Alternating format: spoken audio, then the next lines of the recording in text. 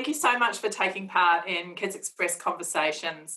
When I think of you, Steve, I can't not think of you in anything else but a costume. I feel like it's so rare to actually see your face and actually to see the human behind all the costumes and all the things that you do. So welcome to Kids Express Conversations. Thank you, Margot. Thank you for having me.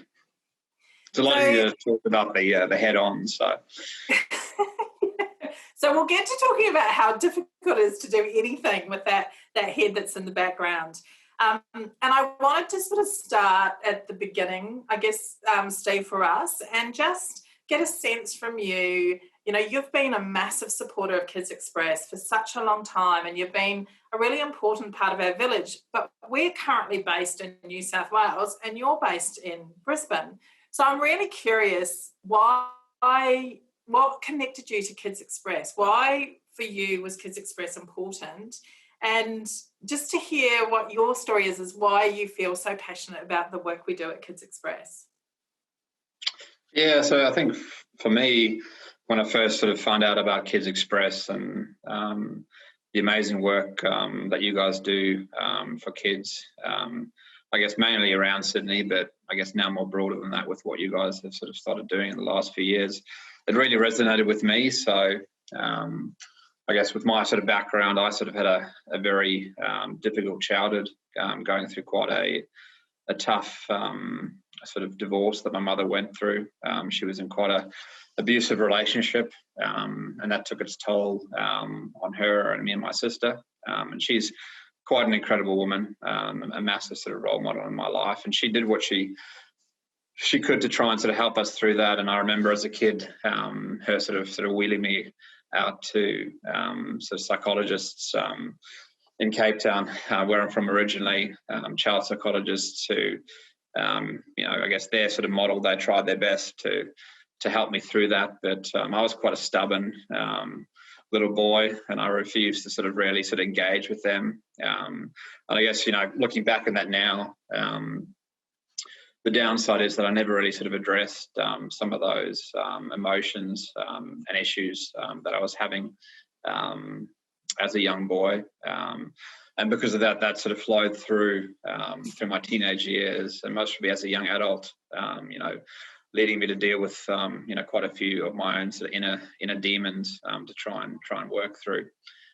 So when I first sort of heard about Kids Express, got involved in supporting the charity, and ultimately ran that race 3 years ago, and got to come out to Sydney and actually see the centre that you guys have and see what you do. I think it sort of, I just looked at that and thought, wow, that's pretty amazing.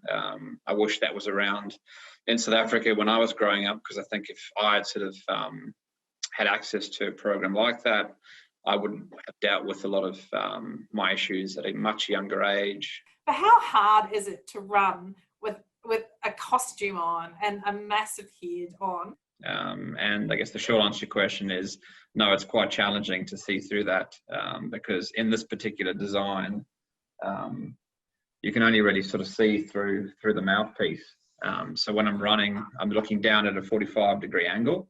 One of the lasting memories I have from City to Surf 3 years ago was coming to the top of Heartbreak Hill and then starting the descent down to Bondi.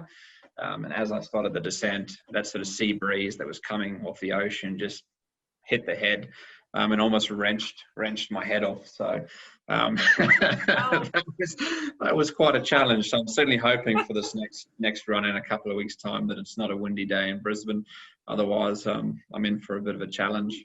A lot of people ask me why I run in a costume. I think for me, when I was a young boy in South Africa and going through a lot of the challenges that I faced, I used to watch a very famous long-distance run in South Africa called the Comrades Marathon, which is around sort of 90 odd kilometres. And there used to be a guy that used to do it in a big licorice all sorts costume, a massive costume, and he used to run this grueling race that most people wouldn't even dare try, let alone in a massive, colourful costume. And I remember that bringing a smile to my face, and thinking to myself, one day I want to be that guy, doing something that no one thinks is really possible, but bringing joy to other kids that are watching it, just like it brought joy to me